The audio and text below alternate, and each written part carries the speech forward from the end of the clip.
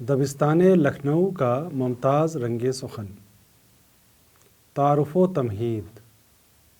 اردو ادب کی تاریخ میں دہلی اور لکھنؤ دبستانوں کی خاص اہمیت ہے. دونوں دبستانوں کے شعر و ادب کی کچھ ایسی خارجی اور داخلی خصوصیات ہیں جن سے ان کے امتیازی میلان کی نشاندہی ہوتی ہے. دونوں کے اسالیب شعر میں جو امتیاز کی صورت ہے اس کے کچھ واضح اور کچھ ناواضح تاریخی اسباب ہیں.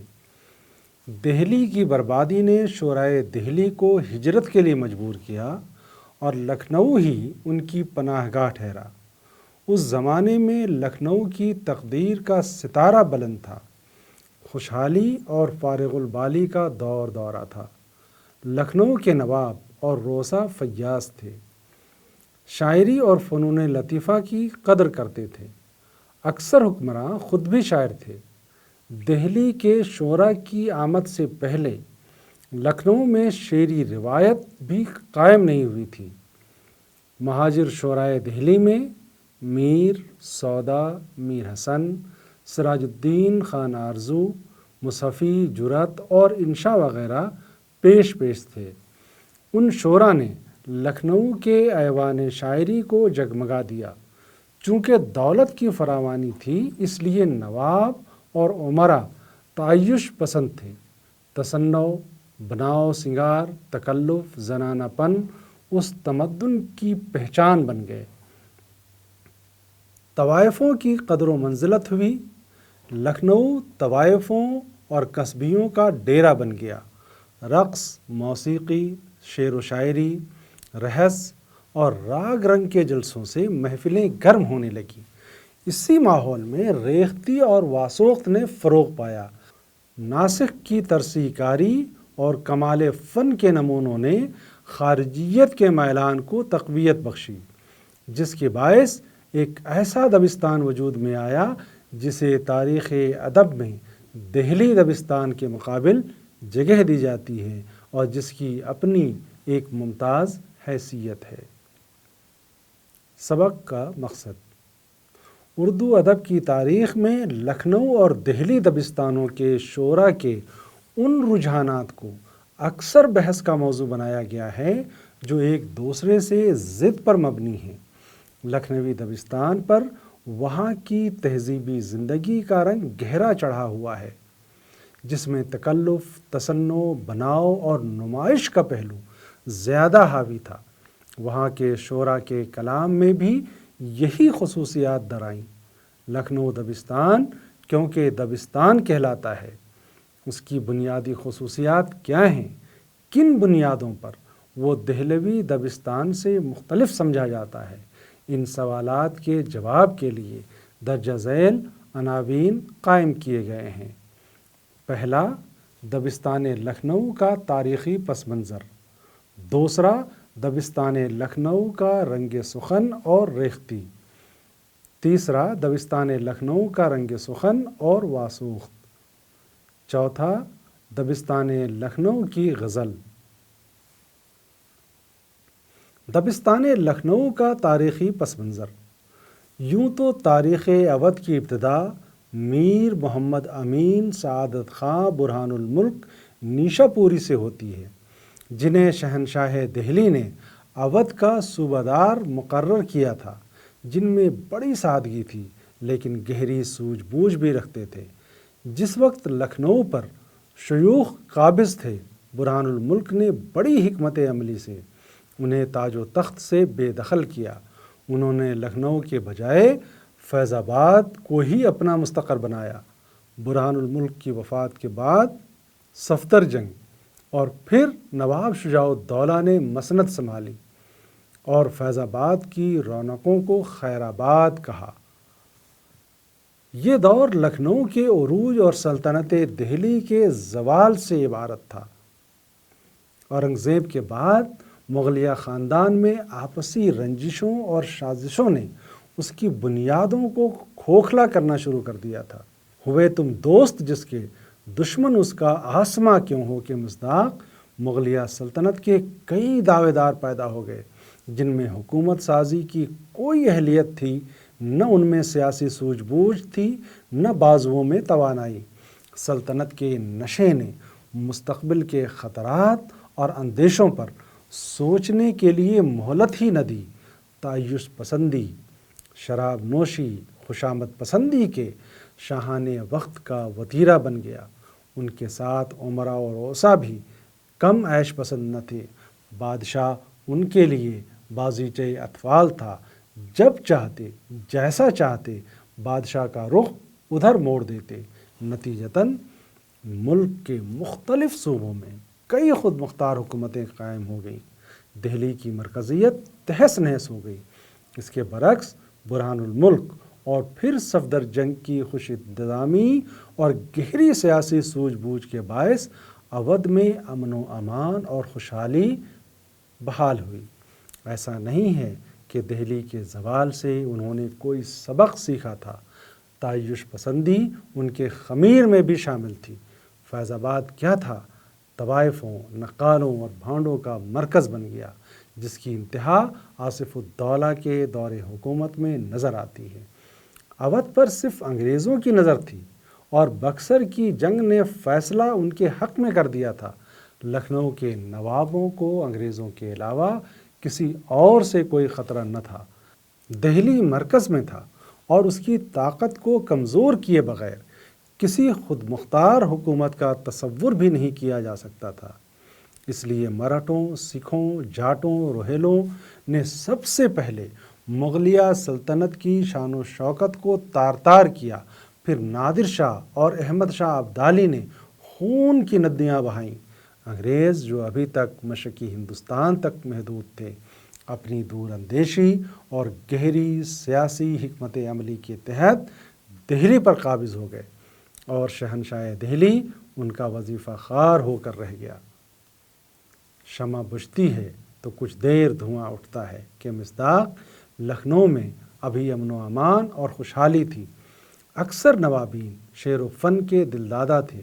شاید انہیں یہ بھنک لگ گئی تھی کہ دہلی کے زوال کے بعد ان کا زوال بھی مستقبل قریب میں یقینی ہے۔ اس لیے انہوں نے عیش و تلذذ کو اپنا مقصد زندگی بنا لیا۔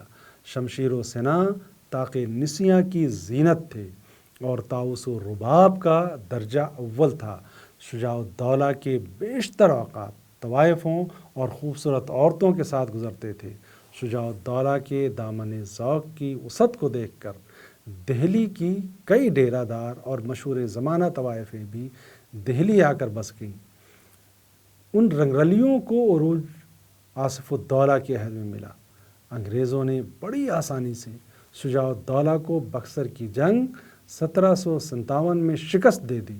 شکست کا ماتم تو ایک طرف، ناعاقبت اندیش شجاع الدولہ رنگرلیوں میں ڈوب گیا۔ 1819 میں ایک دور رس منصوبے کے تحت غازی الدین حیدر کو بادشاہ کے لقب سے سرفراز کر دیا، لیکن دفاع و انتظامیہ کی نکیل کمپنی کے ہاتھ ہی میں تھی۔ لکھنؤ کے حکمرانوں نے دہلی سے گلو خلاصی ضرور حاصل کر لی تھی اور وہ اپنے آپ کو باقاعدہ شہنشاہ وقت سمجھتے تھے اور اسی نشے میں تفریح و تفنن میں دولت لٹانے، عیش و نشاط کے جلسے منعقد کرنے، شعر و شاعری اور رقص و موسیقی کی محفلیں گرم رکھنے میں ان کے اوقات صرف ہوتے تھے۔ لکھنؤ کی تہذیب میں طوائفوں اور ادنیٰ درجے کی عورتوں اور قصبیوں نے اہم درجہ حاصل کر لیا۔ امجد علی شاہ نے ایک 16 برس کی سبزی فروش سے شادی کی اور اسے سلطان محل کے خطاب سے سرفراز کیا۔ واجد علی شاہ رقص و سرود کی محفلوں کا جان و دل سے عاشق تھا۔ اس کا پری خانہ صحیح معنوں میں پری خانہ تھا۔ آصف الدولہ ہی نہیں، دوسرے حکمراں بھی شباب و شراب کے مارے ہوئے تھے۔ لکھنؤ کی معاشرت کو حد درجہ بگاڑنے میں منشیات کی لت کا بڑا ہاتھ تھا، جس میں شراب ہی نہیں، افیون، گانجا، بھنگ، چرس جیسی ہر وہ چیز شامل تھی جو انہیں خواب غفلت میں رکھ سکتی تھی۔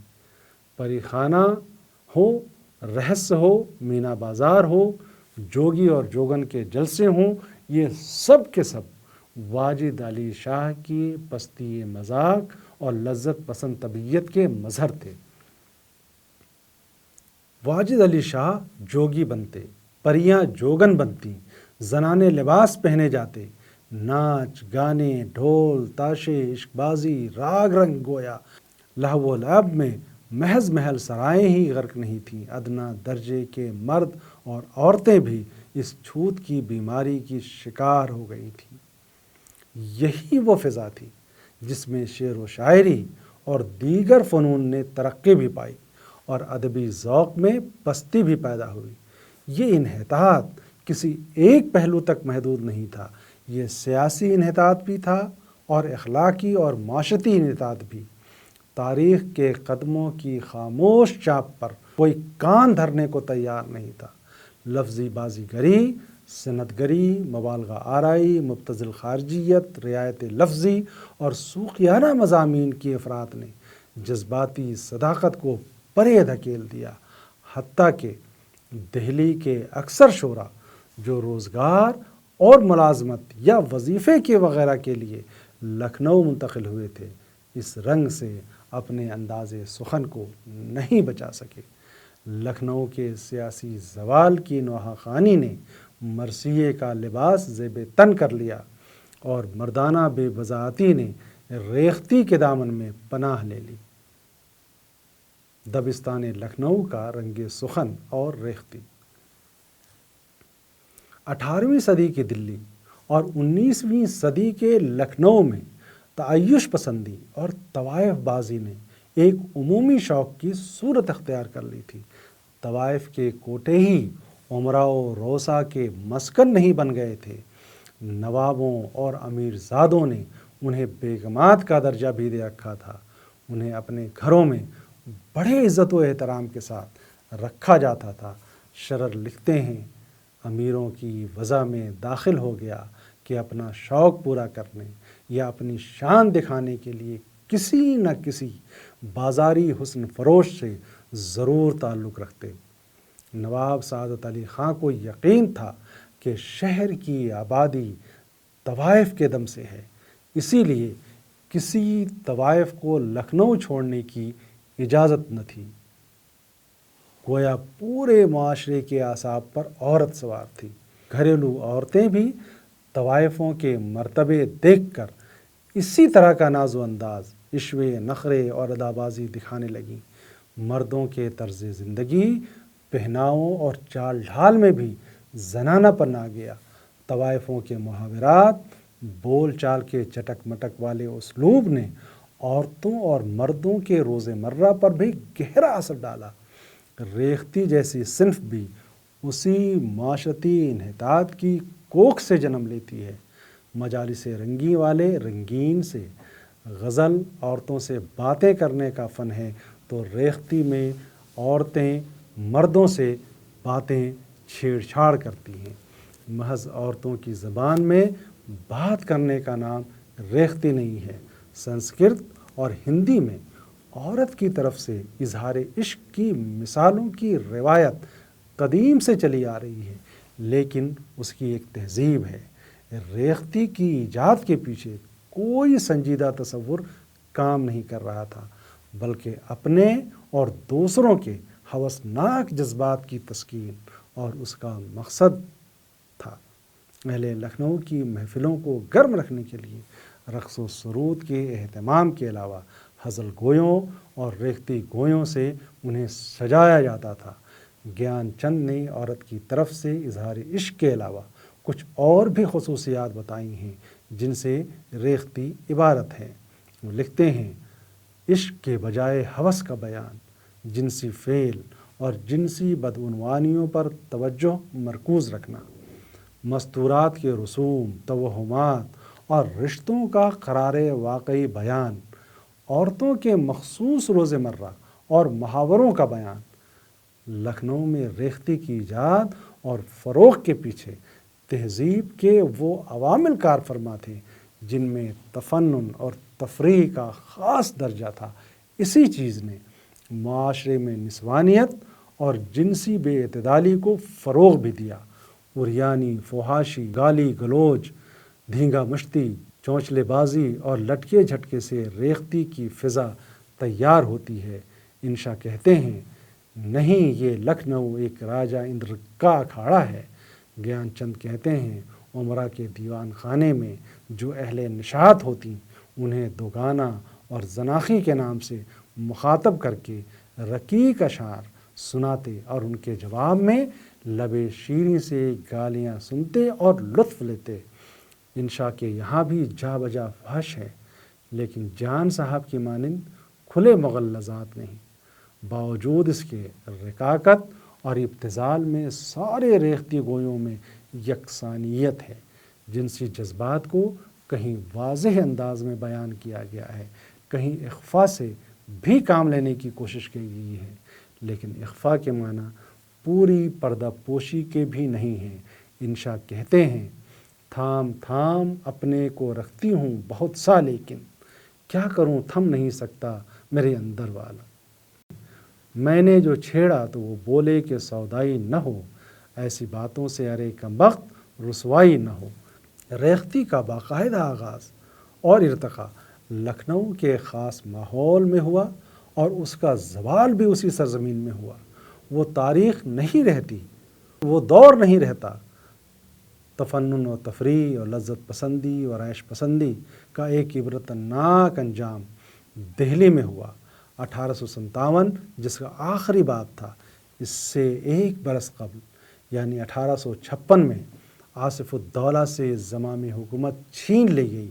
اب لکھنؤ کے شاہ زمن کی رنگ رلیاں رہیں اور نہ شاہان دہلی کی سرمستیاں۔ خواب تھا جو کچھ کے دیکھا یا سنا افسانہ تھا۔ دبستان لکھنؤ کا رنگ سخن اور واسوخت۔ ریختی کی صنف تو لکھنؤ والوں ہی کی ایجاد ہے، لیکن واسوخت فارسی سے درآمد ہوئی تھی۔ کہا جاتا ہے کہ فارسی میں اس کے موجد فغانی یا وحشی یزدی تھے۔ لکھنوی تہذیب جو برہان الملک سے اپنے اسلوب کی تشکیل کرتی ہے اور اس کا آخری رنگ آصف الدولہ کے ذریعے بھرا جاتا ہے۔ برہان الملک کے ساتھ نہ صرف یہ کہ ایرانی طرز تمدن کے بہت سے رنگ لکھنؤ میں منتقل ہوئے، بلکہ شاہان دہلی کی شان و شوکت سے بھی انہوں نے آداب سلطنت کے بہت سے گر سیکھے۔ برہان الملک کے ساتھ ہی اثنا عشری عقیدہ ایک اعتبار سے سرکاری مذہب بن گیا۔ ان کے بعد امجد علی شاہ کے زمانے میں زمام حکومت ایک اعتبار سے علماء تشیع کے ہاتھوں میں چلی گئی۔ واجد علی شاہ جیسے راگ و رہس کے رسیا مذہبی رسوم و عقیدے کے سختی سے پیروکار تھے۔ لکھنؤ تمدن کا ایک پہلو تو یہ ہے کہ مذہبی عقیدے اور شہدائے کربلا کے المناک واقعے کا اثر مراثی کے علاوہ غزلوں میں بھی نمایاں ہے، جن میں موت، نزاع، قبر، جنازہ وغیرہ کے مضامین کی فراوانی ہے۔ دوسرا پہلو جو عبرت ناک ہے اور تاریخ بھی ریختی اور واسوخت جیسی اصناف سے عبارت ہے۔ ابو محمد سحر لکھنؤ کے سیاسی، معاشی اور تہذیبی محرکات کے پیش نظر لکھنوی معاشرت کے 3 خاص پہلوؤں کی نشاندہی کرتے ہیں۔ ایک تعیش پسندی، دوسرا مذہبی معتقدات کا ایک خاص رنگ اور تیسرا علمی و ادبی ذوق۔ ظاہر ہے ان میں تعیش پسندی کا رجحان فرما رواؤں سے لے کر عمرا اور روسا ہی نہیں، عام لوگوں تک میں نمایاں دکھائی دیتا ہے۔ عمومی ذوق کی پستی طرز زندگی میں بھی نظر آتی ہے اور بعض شاعری کے رجحانات میں بھی۔ مرثیہ اگر پاکیزگی اور تقدس کا ایک بلند تصور مہیا کرتا ہے تو ریختی اور واسوخت اور بعض غزلوں میں ایسی مثالوں کی کمی نہیں ہے کہ جو اس معاشرے کے ذہنی اور اخلاقی انحطاط کی مظہر ہیں۔ دبستان لکھنؤ کی غزل۔ دہلی کی مرکزیت جب ٹوٹنے لگی اور فوجیوں میں سپاہیوں، پیشہ وروں اور سرکاری عمال پیسے کے محتاج ہونے لگے تو صناع، فنکار، شعراء طوائفیں بھی لکھنؤ کا رخ کرنے لگیں۔ شجاع الدولہ کے دور حکومت سے اس سلسلے میں تیزی آئی، جس کی انتہا آصف الدولہ کے زمانے میں دیکھنے کو ملتی ہے۔ کہا جاتا ہے کہ دہلی سے ہجرت کرنے والے شعراء کی تعداد 100 سے زیادہ تھی۔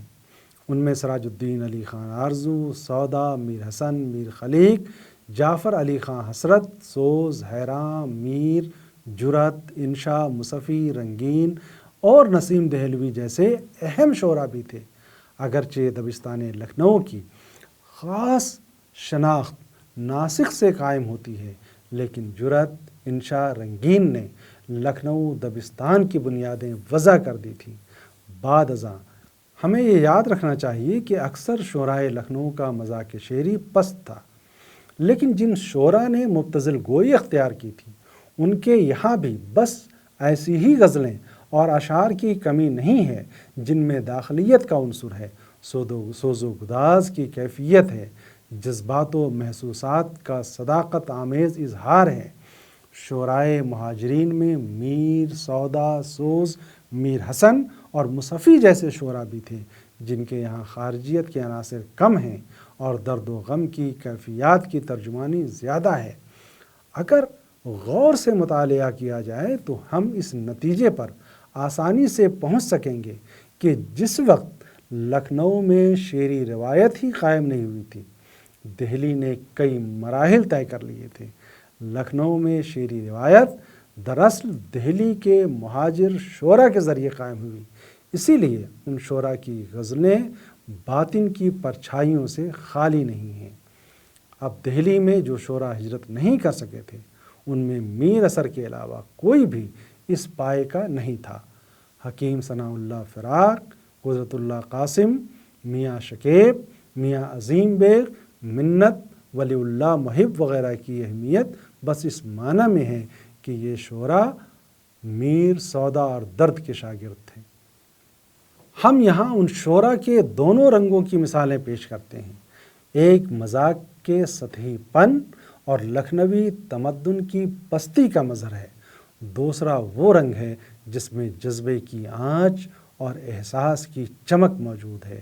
انشا کا ایک رنگ سخن یہ ہے: کیوں نہ ہوں ہر گل کے جوڑے آج افشاں باغ میں، مل کے ہولی کھیلتی ہیں آج پریاں باغ میں۔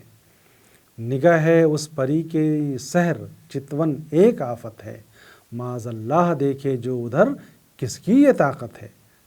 انشا کا دوسرا سنجیدہ رنگ سخن دیکھیں: گرہ حسرت کی ہر تاری نفس میں پڑ گئی جب سے، یہ کیسی ہوک ہر دم اے دلے پر درد اٹھتی ہے۔ کہاں گردش فلک کی چین دیتی ہے سنا انشا، غنیمت ہے کہ ہم صورت یہاں دو چار بیٹھے ہیں۔ مصفی کا سنجیدہ رنگ سخن کا معیار یہ ہے: میں نے چمن میں ان کے جب نالا سر کیا، فرمانے نغمہ سنج کی جرأت کہاں رہی۔ اس کا حال تجھ کو کیا مصحفی بتائیں ہم، عمر عزیز ہم نے جس بے کسی سے کاٹی۔ سعادت علی خان رنگین کے معاملہ بندی والے اشعار کا رنگ سخن اس طرح ہے: کھیل میں شطرنج کے ہونے لگا جو اختلاط، ہو گئی بازی ہماری مات ہنستے بولتے۔ رنگین کے سنجیدہ اشعار کا رنگ سخن: جب جی سے اتر گئے ہم، بھر کر ایک آہ مر گئے ہم۔ ان شعراء کے علاوہ ناسخ و عاطف کے کلام میں صنائع کا بڑی مہارت کے ساتھ استعمال ہوا ہے۔ ناسخ کا زور خیال و بیان کی ندرت، لفظی تراش و خراش، صنعت گری، مبالغہ آرائی پر رہا کرتا تھا۔ وہ معنی آفرینی کی بجائے خیال آفرینی کے زیادہ دلدادہ تھے۔ انہوں نے نئی نئی ترکیبیں خلق کی، متروکات سے حتی الامکان بچنے کی کوشش کی، نئے نئے مضامین اختراع کیے، لفظوں کی بندش میں چستی کا خیال رکھا، نئی تشبیہات اور استعارات خلق کیے۔ اس طرح کی استادانہ مہارت اور ریاض ناسخ کے کلام کی منفرد خصوصیت ہے، جس میں وہ ممتاز حیثیت کے مالک ہیں۔ صنعت ترسیح کی طرف ان کے خاص میلان کی باعث ان کی شاعری کو اکثر نقادوں نے دماغی ورزش سے موسوم کیا ہے۔ یہی وہ صورت ہے جو دیا شنکر نسیم اور ناسک کے دیگر شاگردوں کے یہاں بھی نظر آتی ہے، جس میں داخلیت کے بجائے خارجی بناؤ پر زیادہ زور تھا، لیکن ناسک اور آتش دونوں کے یہاں مضمون آفرینی کے ساتھ جذباتی صداقت کی مثالیں بھی وافر ہیں۔ باوجود اس کے ناسک تاریخ ادب اردو میں ایک ایسے شاعر مانے جاتے ہیں جن کے کلام میں آورد ہے، صنعت گری ہے، خارجی تراش و خراش ہے، تازہ گوئی کے نام پر محاورہ اور روز مرہ اور لفظی صحت پر زور ہے، جس سے کلام میں ثقالت بھی پیدا ہو گئی ہے۔ یہی وہ میلان ہے جو دبستان لکھنؤ کی شناخت بھی بن گیا۔ آتش کے کلام میں کم و بیش یہی عناصر ملتے ہیں، لیکن بے ساختگی اور روانی کے عنصر کو وہ زائل نہیں ہونے دیتے۔ خارجیت کے میلان کے باوجود داخلیت کے رنگ سے اسے عاری نہیں کہا جا سکتا۔ ناسک کے درج ذیل اشعار لکھنؤ کے عام پسندیدہ رنگ کے مظہر ہیں۔ مانگ سب کہتے ہیں جس کو سانپ کی ہے وہ لکیر، کھینچ لی منہ باف ہے اور اس کی چوٹی مار ہے۔ درج ذیل اشعار میں مرثیہ کاری اور لفظی بازیگری کا رجحان غالب ہے۔ اس میں استدلال کے عمل نے شعریت کو پیچھے دھکیل دیا ہے۔ ناسک کو دور کی کوڑی لانے کی فکر زیادہ رہا کرتی تھی۔ اس طرح کی زیادتی کہیں کہیں تمسخر کا جواز بھی بن جاتی ہے۔ مثلاً تخلیہ چاہیے جس وقت میسر ہو وصال، قبر میں رکھتے ہی کیوں کر نہ ہو غم خوار جدا۔ ناسک نے متروکات اور عامیانہ الفاظ سے بچنے کی کوشش ضرور کی ہے اور اپنے شاگردوں کی تربیت بھی کی، جن میں بالخصوص میر علی اوسط رشک، نادر بہر وغیرہ شامل ہیں۔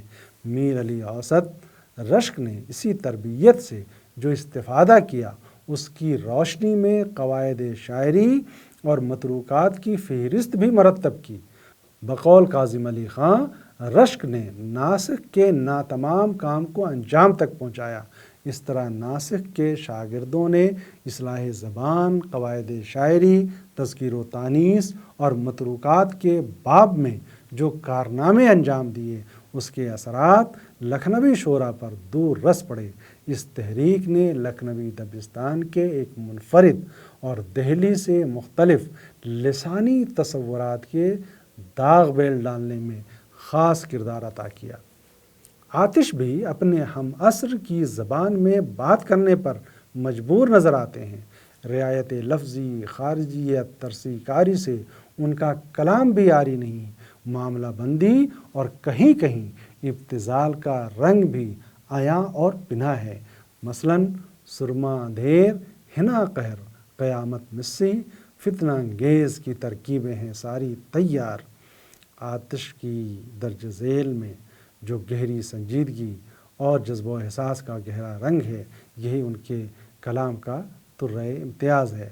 قلندرانہ اور صوفیانہ میلان کے باعث آتش کے کلام میں والہانہ پن اور سرمستی کی کیفیت بھی پیدا ہوئی ہے، جو ان کی ایک امتیازی وصف ہے۔ یہی آتش کا خاص رنگ ہے۔ ٹھہرے نہ پھر جو راہ میں تیری نکل چلے، شل ہو گئے جو پاؤں تو ہم سر کے بل چلے۔ بہت شور سنتے تھے پہلو میں دل کا، جو چیرا تو ایک قطرہ خون نکلا۔